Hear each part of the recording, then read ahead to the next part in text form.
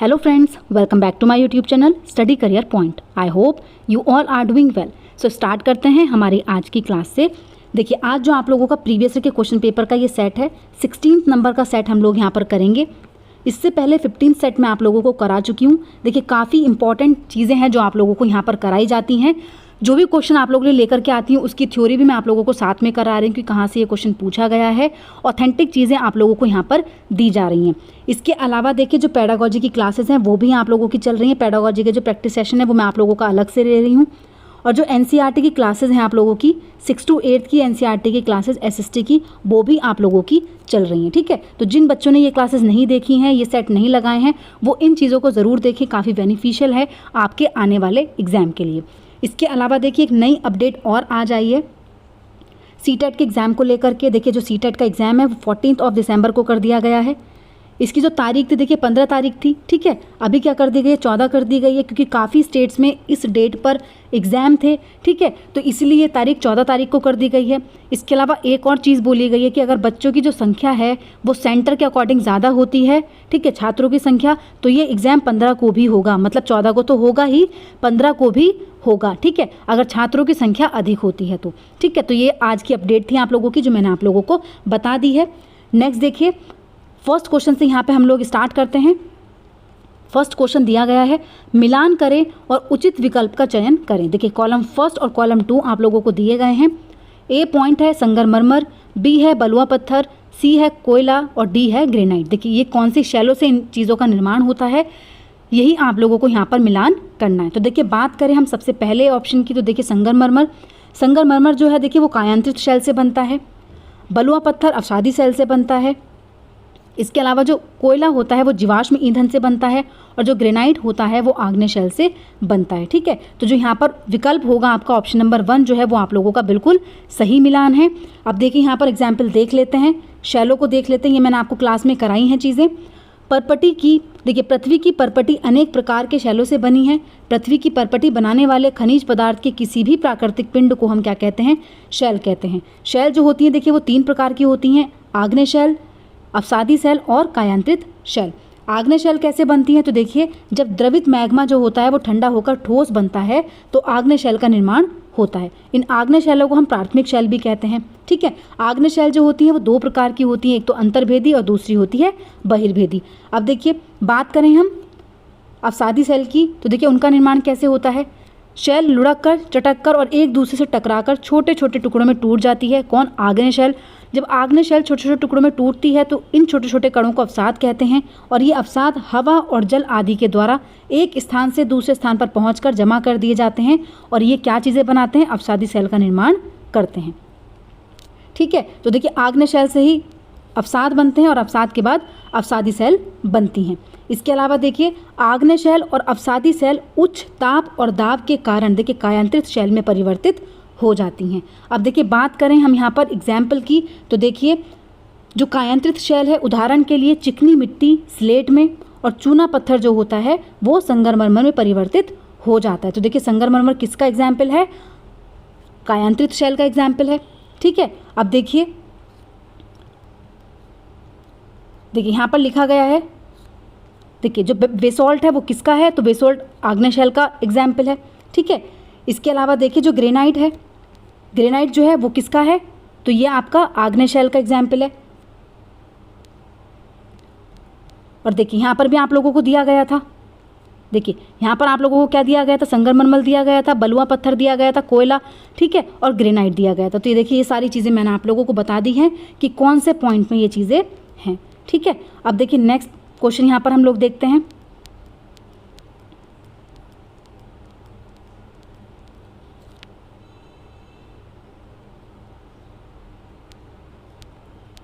देखिए next question यहाँ पर है, निम्नलिखित युग्मों पर विचार कीजिए। देखिए स्थल रूप आप लोगों को दिए गए हैं और उनके घटक दिए गए हैं।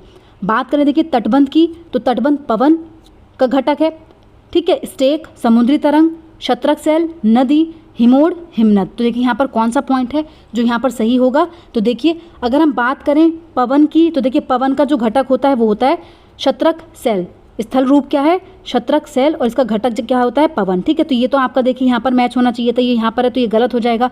तटबंध जो है वो किसका है, तो ये नदी के द्वारा होता है, तो इसका मिलान ये होना चाहिए था, तो ये भी गलत हो जाता है। ठीक है, बात करें हम बी और सी और डी ऑप्शन की, तो देखिए स्टेक जो है वो समुद्री तरंगों का होता है, तो देखिए स्टेक जो होता है समुद्री तरंगों का होता है, बिल्कुल सही है। और जो हिमोड़ होता है वो हिमनद का होता है, ये पॉइंट भी बिल्कुल सही है। तो यहाँ पर बी और डी पॉइंट जो होंगे वो आप लोगों के सही होंगे। इसके अलावा जो ए और सी है वो क्या है, यहाँ पर गलत है। देख लेते हैं थ्योरी। देखिए बात करें हम नदी के कार्य की, तो देखिए नदी, यहाँ पर मैं आप लोगों को दिखाती हूँ। देखिए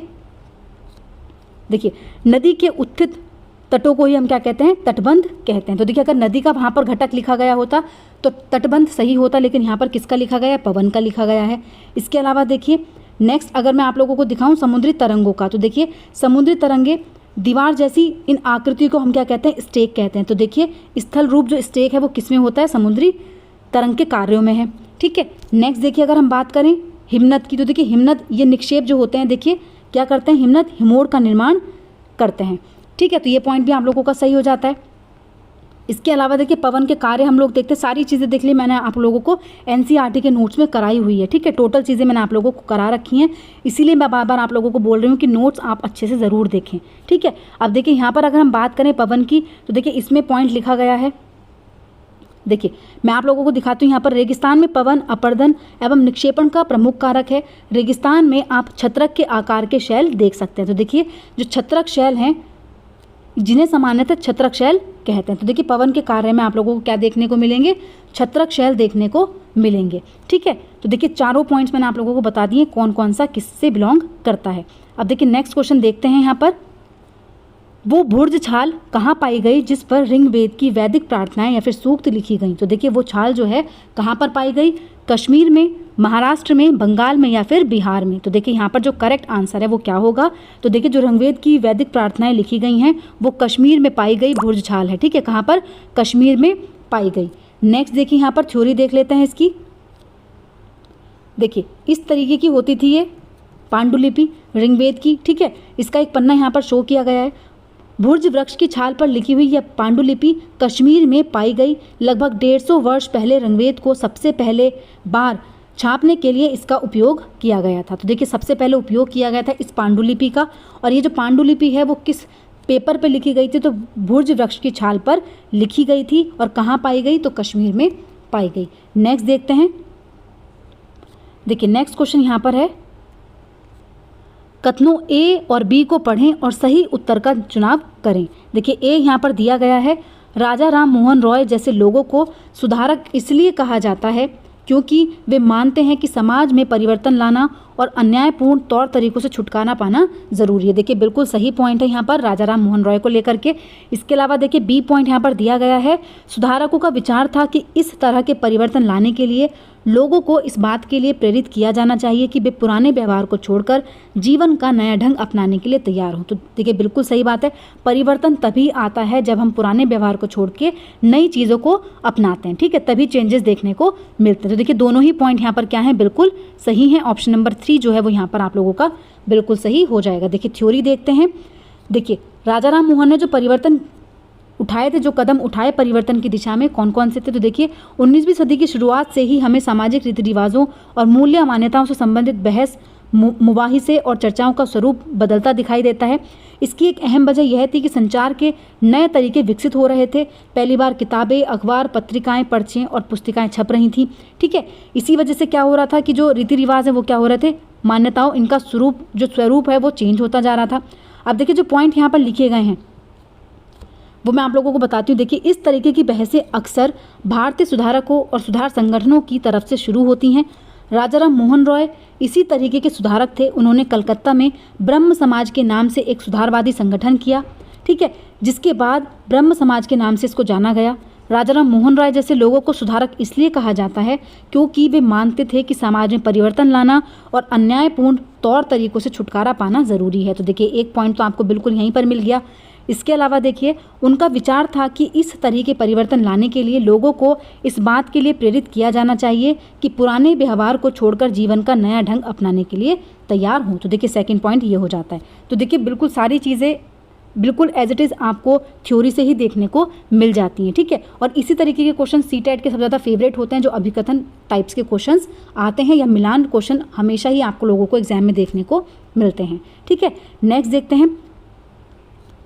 देखिए, राजा राम मोहन रॉय ने देश में पश्चिमी शिक्षा का प्रसार करने और महिलाओं के लिए ज़्यादा स्वतंत्रता और समानता के पक्षधर भी ये थे, ठीक है। विधवाओं की ज़िंदगी में बदलाव लाने की कोशिश भी इन्होंने की थी, ठीक है। अब देखिए जो नेक्स्ट यहाँ पर क्वेश्चन है, देखिए नेक्स्ट क्वेश्चन यहाँ पर देखते हैं। निम्नलिखित कथन तथा कारण पर विचार करें और सही विकल्प को चुनें। देखिए कथन ए दिया गया है, 18वीं शताब्दी के दौरान मुगल साम्राज्य धीरे धीरे कई स्वतंत्र क्षेत्रीय राज्यों में बिखर गया। कारण था मुगल साम्राज्यों की सत्ता के पतन के साथ कई प्रांतों के सूबेदार और बड़े जमींदारों ने भारतीय उपमहाद्वीप के विभिन्न हिस्सों में अपनी शक्ति और प्रबल कर ली थी। तो देखिए दोनों ही पॉइंट यहाँ पर बिल्कुल सही हैं और जो आर है वो सही व्याख्या कर रहा है ए की। तो देखिए यहाँ पर विकल्प आप लोगों का जो पहला होगा वो बिल्कुल सही हो जाएगा, ठीक है। नेक्स्ट क्वेश्चन पर चलते हैं। देखिए नेक्स्ट क्वेश्चन यहाँ पर है, देखिए निम्न में से कौन सा है जो मेल नहीं खा रहा है। फर्स्ट यहाँ पर दिया गया है खजुराहो चंदेल, दूसरा है ऐहोल चालुक्य, तीसरा है कांचीपुरम पल्लव और फोर्थ है महाबलीपुरम चोल। तो देखिए कौन सा पॉइंट है जो यहाँ पर मैच नहीं खा रहा है। तो देखिए सबसे पहले तो ये देख लेते हैं कि कौन से जो है पॉइंट आप लोगों के मैच्ड हैं, ठीक है। तो देखिए यहाँ पर जो आप लोगों का मेल नहीं खा रहा है वो है ऑप्शन नंबर 4 महाबलीपुरम चोल। कौन सा पूछा गया है यहाँ पर नहीं खा रहा है, ठीक है। तो वो कौन सा है, महाबलीपुरम चोल। इसके अलावा देखिए खजुराहो चंदेल बिल्कुल सही है, ऐहोल चालुक्य ये भी बिल्कुल सही है, कांचीपुरम पल्लव ये भी सही है, लेकिन जो चोल राज्य है वो महाबलीपुरम नहीं है बल्कि क्या है। तो देखिए यहाँ पर जो बात हुई है, देखिए चंदेल की जो राजधानी थी वो क्या थी, खजुराहो थी। ऐसे ही चालुक्य की क्या थी, ऐहोल, पल्लव की कांचीपुरम और जो चोल राज्य थी उसकी थी तंजावुर, क्या थी, तंजावुर, ठीक है। इसलिए यहाँ पर जो मिलान है ये कौन सा गलत हो जाता है, तो आपका महाबलीपुरम जो है ये गलत मिलान है, इसलिए यहाँ पर नहीं ही पूछा था, ठीक है। नेक्स्ट देखते हैं। देखिए नेक्स्ट क्वेश्चन यहाँ पर है, देखिए निम्न में से कौन सी तमिल कृति हमें आम पुरुषों और महिलाओं के जीवन के बारे में सूचित करती है। तो देखिए कौन सी तमिल कृति है यहाँ पर, शिलप्तिकारम है, वलयापति है, मणि मेघमलई है या फिर पर्यापूर्णम है। तो देखिए यहाँ पर जो सही आंसर आप लोगों का है वो है पर्यापूर्णम, ठीक है। यहाँ पर जो ऑप्शन नंबर 4 है वो आप लोगों का बिल्कुल सही है। नेक्स्ट क्वेश्चन देख लेते हैं।